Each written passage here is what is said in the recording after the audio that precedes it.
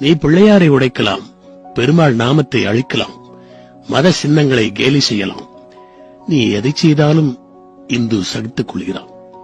ஏதோ பரம்பரையாகவே பகுத்தறிவாளனாக பிறந்து விட்டது போல எண்ணிக்கொண்டு பாத்திரத்தை நிரப்புவதற்காக சாஸ்திரத்தை கேலி செய்யும் பகுத்தறிவு தந்தைகள் இஸ்லாத்தின் மீதோ கிறிஸ்தவத்தின் மீதோ கை வைக்க முடியுமா? பாவப்பட்ட இந்து மதத்தை மட்டுமே தாக்கி தாக்கி அதை நம்புகின்ற அப்பாவிகளிடம் ரேட்டு வாங்கி சொத்து சேர்க்கின்ற பெரிய மனிதர்களை நான் அறிவேன். அவர்கள் பேசுகின்ற நாத்திகவாதம் அவர்களுடைய குடும்பம் நடத்தும் வியாபாரம் என்பதை அறியாமல் வாழ்க்கையை இழந்து நிற்கும் பலரையும் நான் அறிவேன். பருவ காலத்தில் சருமத்தின் அழகு மினுமினுப்பதைப் போல ஆரம்ப காலத்தில் இந்த வாதத்தை கேட்டு ஏமாந்து போனவர்களில் நானும் ஒருவன்.